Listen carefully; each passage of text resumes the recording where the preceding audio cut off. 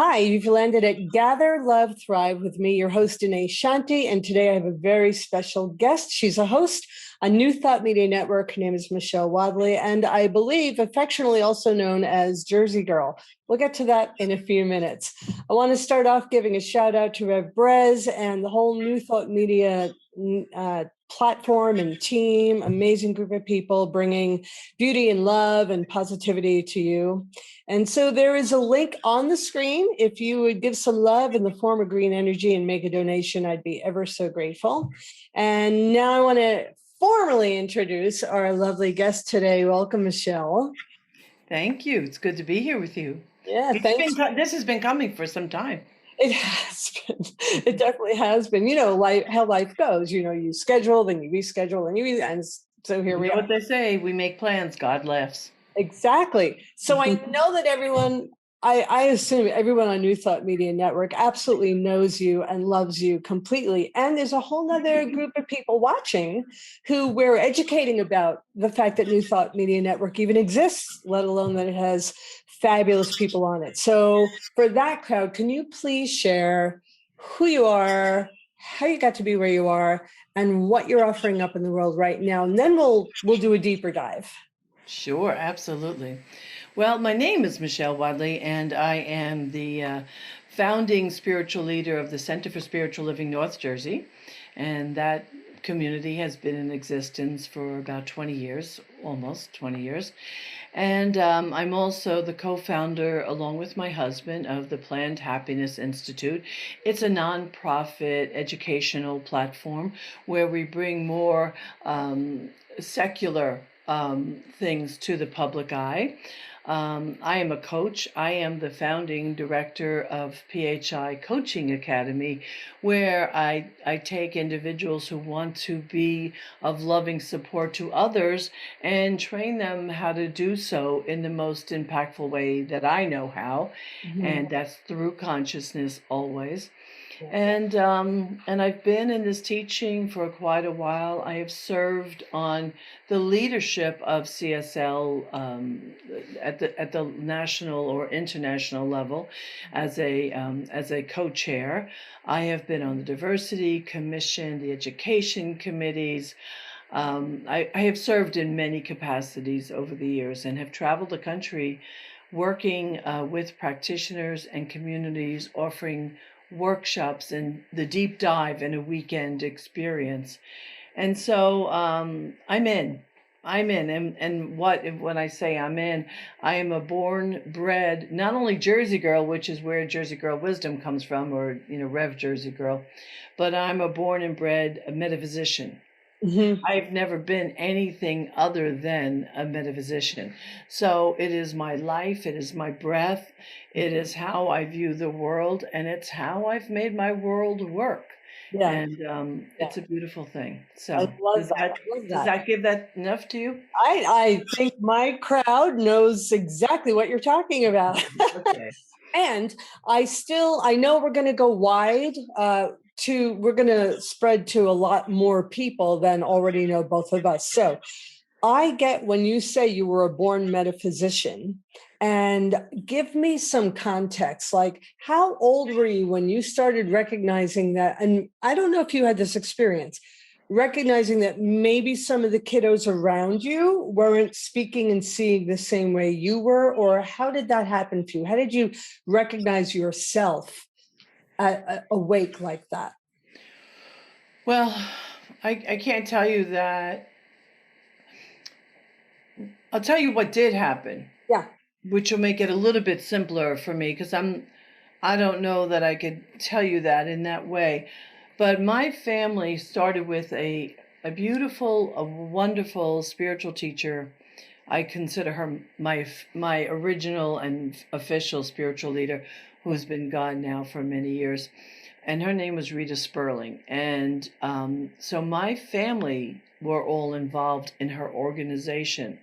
So I was the annoying little kid in the back of the room, like writing on the chalkboard when workshops were happening and all of that. So a lot of what I have, I absorbed through my skin. It Yeah. was environmental first. Yeah. So I'd never had an awareness that it was so much who I was. I don't know that I measured other people in that way. What I do know that even as a young girl, I would sit and doodle in school in my note paper, and I would doodle the symbol of the organization, which was a Star of David with a cross in the middle and a circle around both. Mm-hmm. And that was to imply, inclusive of all. I mean, the truth is that's kind of limited when you really think about it now in my awareness now. But back then it was pretty radical to think that we were inclusive of all people. I grew up in a community that was white and black and gay and straight and wild and not. And so I, as a young person, I can't tell you that I knew that I was in it. I was just in it so deep. Yeah. I always knew that God was everywhere. Yes. Mm-hmm. And I always knew that love was the answer. Mm-hmm. And none of this prevented me from messing up the middle of my life because I had to integrate it as an adult. Sure. Yeah. But yeah, so I mean, I could look around me and wonder why people were angry. Mm-hmm. Or why people were criticizing other people. It was more of a questioning. Yes. Yeah. And it came off like, wow, why are you being so hard? Or why are you being so mean? Or, Yeah. Yeah. So there was a lot of questioning that came out. So maybe that's really how it showed up. Mm-hmm. But I'm not one of those people who have some glorious story that God called me. Yeah. I just kind of kept growing through consciousness and self-awareness. Yeah. Yeah. And I actually like that because I feel like my journey is replicatable. Mm-hmm. Well, and that's when you're shown, not necessarily consciously, but when you're shown through unfolding that which you are. In my language, it's always been God. I started off in Brooklyn, so for me, it's always been God the whole way through. And God spark is my playful terminology that I've come to talk about. Everybody is a God spark. We're all a part of that. And in my experience, I didn't have what you had, the oasis of being raised in that consciousness field with community in that consciousness. I didn't have that. So for me, when I would say to the other kids, because I would literally say, you're God and I'm God and the tree is God and the bird is God, they wouldn't register. They're like, what are you talking about? So I learned to go really, really quiet with it. So I love how your unfolding happened. And you mentioned a word before that I believe is a key word for you, which is truth. And at the beginning, you shared your credentials. And there's a lot that you've collaborated on and created in your world. And you mentioned a couple of things that I want to round back to. Truth is a word you said as we went along. And guiding people who want to be helpful to other people and teaching them and training them how to do just that. Can you share a little bit more about that? Because what we're about on Gather, Love, Thrive is always turning people to their within, so that they learn how to listen to the voice of the divine within them, whatever they name that for them. We're not preaching what it is. It's just, please come inside, whatever that means to you. And then find, connect, enliven that oasis of love that you are, give that out, lift others up. So that's the whole platform on Gather, Love, Thrive, which is why I wanted you to come on and be a guest. So tell me all about it, girl. I guess I've been, for the audience that doesn't know this, as a science mind teacher, I've been training practitioners for 20 years. And one of the things that matters to me greatly, and especially because I felt like it wasn't held high enough in the curriculum, at least originally, was the internal healing. And because everything is, and I'll often say to my Sunday audience, and I'll have them repeat after me: as within, so without; as above, so below. And then form follows thought. And those three things are pretty darn important. And then when I teach my other classes, my shadow class and my forgiveness class, the mantra is: there is no other, there is no outside. Yeah. And I'm constantly, whether with a client or whether with practitioners or coaches, the goal is to teach people that they have all of the wherewithal, the guidance, the strength, the know-how, the knowledge. And my only job is to help to activate that in them. Because even though you and I might know it exists, people are caught in the hypnosis of the planet. Yeah. And the hypnosis of the planet is: I'm not enough, and I'm not worthy, and I'm not lovable. So both of these things coexist. So my job is to help to convince you that one is a set of lies and one is your truth. Right. And one of the things that we bank everything on and is I have a program that I just completed. I've been using these keys for years. It's called the 15 Keys to Joyous Living. And one of the main keys is that there's a place within you that has never been hurt, harmed, or injured in any way. And if you believe that and you turn to that, you can guide if you buy it, if you really, really buy it, you can guide yourself. You can lay down your own path. You have to buy it. And just like you, I call that place the God Spark. Fun. Yeah. So I've been calling that the God Spark for years. And so if we can believe that and develop a relationship with it, we'll know where to go. And so with my coaches, that's my current big thing that's up. With my coaches, what they hear from me all the time is they have to be the product. Right. Before they learn the coaching skills. Yeah. So I require shadow work that I do with them. I require forgiveness work, and I require lots of deep dive work before they get to learn the skills. Yeah. Skills come later. Self-love comes first. Yes. Self-healing comes first. Yeah. Did I answer your question? Beautifully, perfectly. Speaks for me, as I say in the Native American traditions I'm trained in. Speaks for me, exactly. So I keep thinking of our audience and those who are watching that are waking up. There's a lot of people waking up right now to exactly what you described. There's the hallucination and the seduction of the lies, the perception of separation, that there is some outer reality that is upon us, and the truth that everything is sourced from inside. There is no other, exactly what you said, right? There's no blame, there's no judgment, there's no one there. It's all here. So imagine someone who's listening is just starting to wake up and sense, they're looking up and they're sensing, you know what?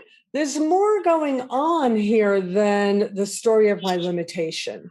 Right. There's more to me than what I've accessed.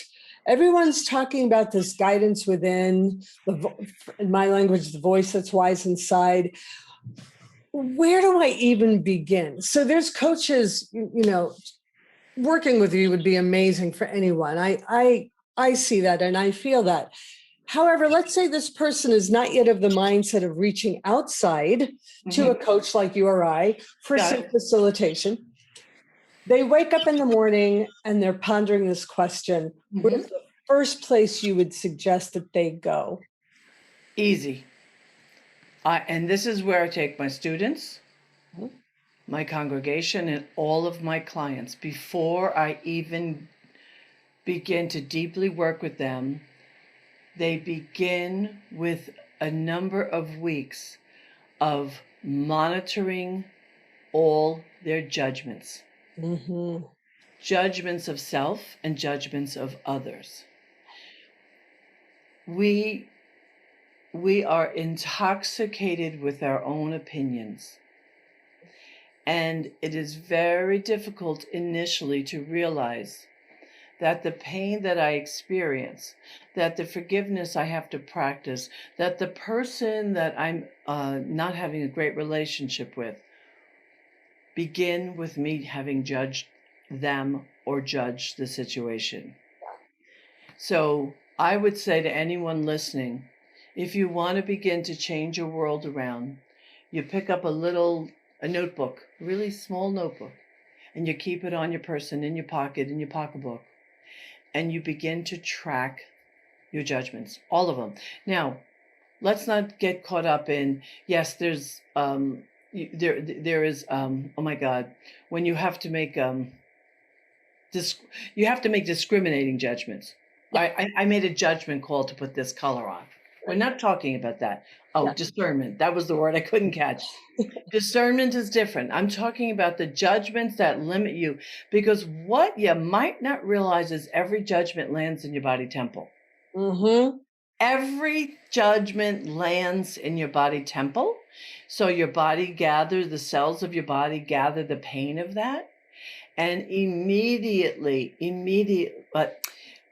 when you realize it, you immediately can start to unpack some of that, because all of those layers upon layers upon layers of judgments that we're convinced are real and right, mm-hmm. are our separation from our holiness, from our sacredness, from our self-love. It's how we separate ourselves from the world. Right. And then especially if we're righteous about it. And mm-hmm. some people are righteous about it. Well, of course, because that's the shielding. That's the idea of safety. So a person just waking up in the morning who's just having the beginning thoughts might go ahead and have that little notepad and just start mm-hmm. to become observant of yes. their thoughts of judgment. And interesting that directing people toward the body, because I love what you said, everything stacks up in the body, and that is where we store our trauma. I always say it's like every story that you carry is a library book on a shelf, and our body is a library, and we're just housing all these stories left and right. So the writing of it also gets it out and lets us become mindful and see it. I want to ask about something you mentioned earlier, and I don't know if you want to go there, and it's fine if you don't, but people look at folks like you and I or other coaches sometimes, and especially because you grew up as a metaphysician, you organically were that, and say, oh, well, they don't have any problems. Look at them. They have access to that God spark all the time. And to which I say, hey, boy, is that not a correct observation, you know?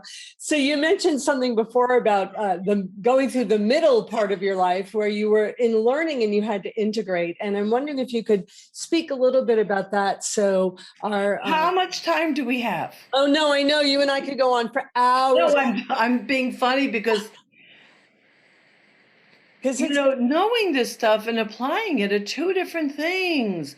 Yes. In life, people think that once their spiritual life is easy. That's another lie. Yes. And that's another reason for people to think, oh, I'm not even going to bother because I can't do that. Mm-hmm. What you don't learn, life doesn't stop being life, but you learn how to navigate it. Yep. It's like water skiing, in my early years when I water skied, and you learn to skim across those choppy waters, mm-hmm. And so learning spiritual principle and waking up and gathering awareness is simply learning how to do this. I mean, you still see it. You still see what's going on. You still experience it. But, oh, my God, everything. I mean, I grew up in a completely, even though I told you I was involved in a metaphysical community with my family, I grew up in a completely dysfunctional family. Mm-hmm. We're talking about a family filled with alcoholism and sexual abuse and poverty thinking and coming out of the depression and from the abuse, the I'm not enough and I'm not worthy and I am toxic. I had to grow out of those beliefs that were the result of so much of the pain and the story, and I harmed others. I made bad decisions that I had to really practice forgiveness for. I mean, and that's not enough. No, but right. But my ex-husband is one of my best friends. Mm-hmm. even though we went through really rough times, but we were also both, because he was in that, I met him in my community. We were both so committed to our children that we unconsciously decided we would both never harm each other, because we knew we couldn't harm each other and not harm our sons. Yeah. So no, life has been hard. I've woken up and not had money for food. I used to go to the food store at one point when I did become a single mom, because my third son, I had with a different dad, and I was alone, and life was not easy. And on more than one occasion, I put all my food on the counter to pay for it, to go food shopping, and more than once had the cashier would tell me it was more than the money I had. Yeah. And I've had cashiers dip in their pocket to give me money. Yeah. I had an old lady one time write a check for me. Write a check for me. I Yeah. gave it back. Yeah. Another store manager saw that I was struggling and took $20 out of her pocket. Yeah. I had nothing. Yeah. Yeah. And the lessons out of that. Now, you think none of that would have happened if I had all this other stuff, but having the skills and then learn it. It's like thinking you can do martial arts because you watch a video.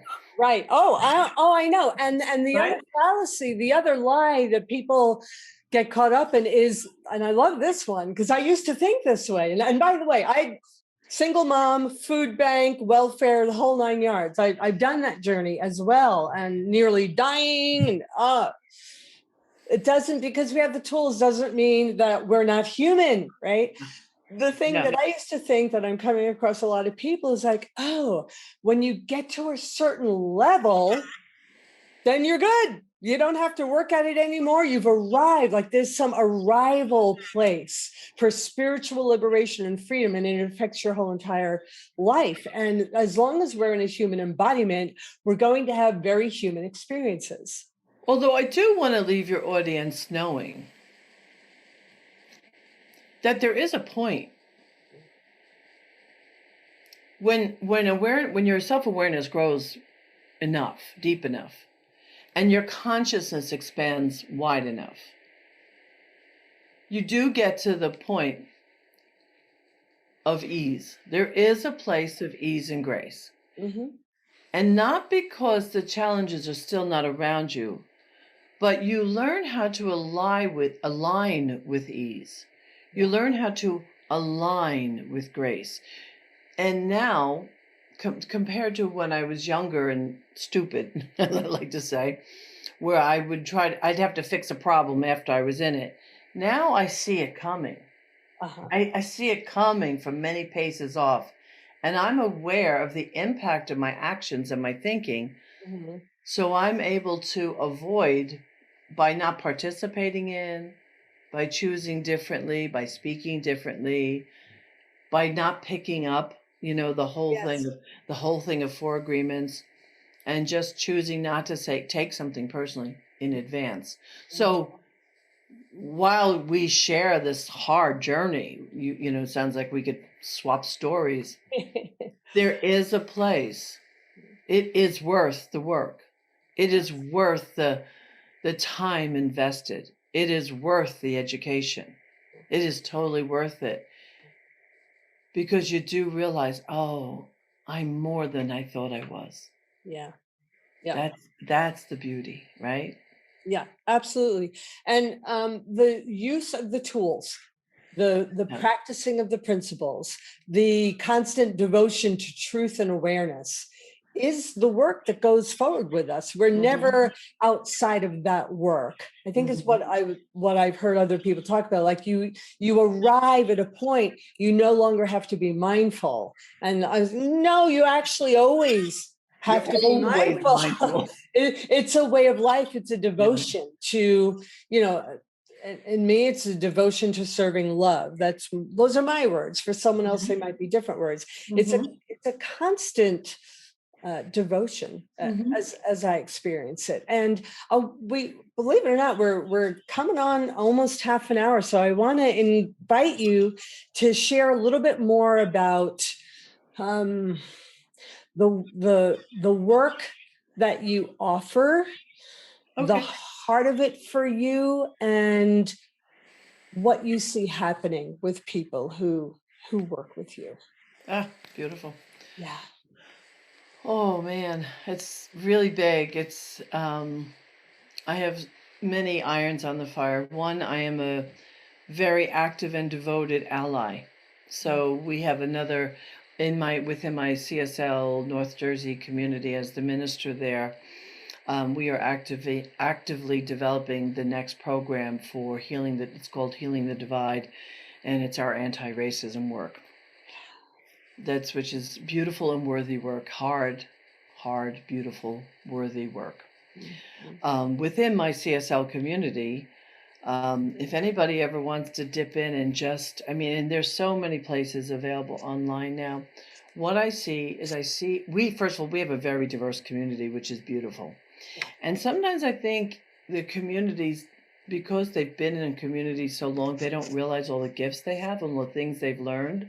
But what I know is if you think life is hard and you can't see around it, I encourage you to look up a CSL community or a unity community. It doesn't have to be just CSL.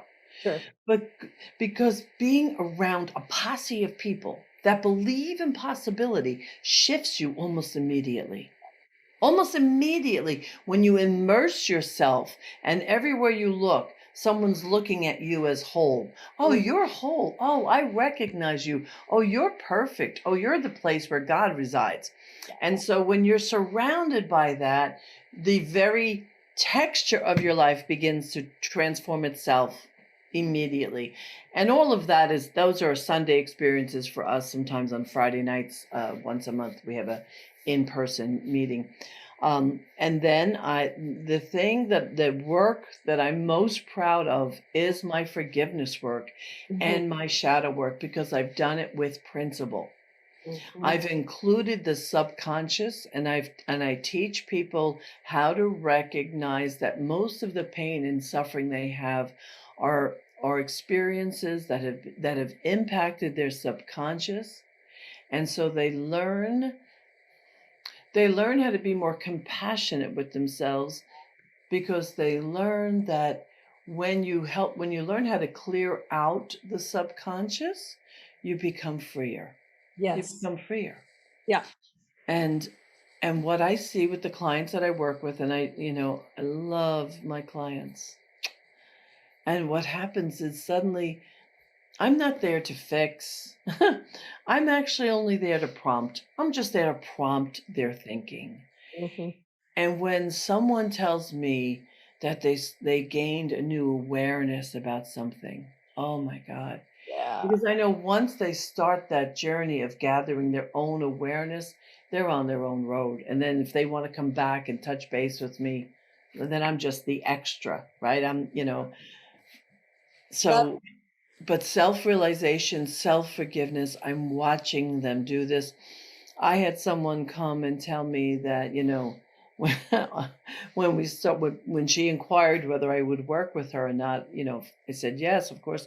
And she said right away, she goes, I can't stand my kids. I want my kids out. But within two coaching sessions, she got to realize where all of her judgments were and why the state of her relationships with her children, why they were the way they were. Yeah. And Yeah. in no time, she began to change it. She began. Yeah. I'll give homework, I'll give some assignments like the non-judgment. We do forgiveness work, and I give it pondering homework. Go and ponder this. I love that word. Yeah. And I'll hopefully not hopefully, but what I'll say to them, instead of judging, try being in a state of wonderment. Like instead of like saying, oh, why does Danae have that white outfit on? I go into that place of, oh, I wonder why she chose that.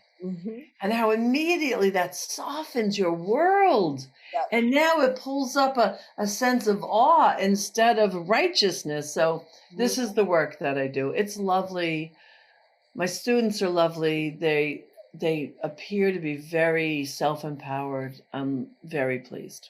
I love that. I love the work that you're doing. Thank you for doing what you're doing. Oh, The more I just have this vision in my mind, the more as embodied beings, we're walking with our hearts up front, wide open, generously embracing and including, the faster we get to turn the reality on this planet from the seduction and the hallucination and the lies to self-resource, fully awakened beings that we actually are. yeah. We actually are that. We came in as that. And Right. then all the layers through experiencing came upon. So we're really shedding that off. And I love the bottom line is that we are whole. Yeah. And I'm reflecting back to you what you were saying, but it's also, what I live for is that the experiences that we have are not who we are. Mm. Right? I have a feeling, I am not that feeling. I have a body, I am not that body. I have a thought, I am not that thought. Right? That's what you're saying. Yeah. And I love that. And I want to add one thing that you just inspired. You don't have to agree with us to benefit from what we're saying. Yeah. You don't even have to totally agree, but the self-awareness of questioning oneself. If you learn to I remember that before Don Miguel Ruiz from the Four Agreements was who he was. He was just rising up. His book was printed, and what happened was I went to a retreat and then brought him to a church, which was so cool. Brought him to the church where I was serving at the time, and a local newspaper woman wrote an article on him that got syndicated, and like right after that he popped, right. But I'll never forget this. The first retreat, and he turned with his very broken English at the time, and he says, "Never believe anything you think. Never believe anything you say, and never believe anything anyone else says." It's like, okay, what's left?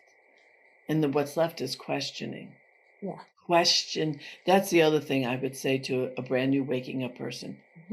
Question everything. Everything. Just question it. Yep.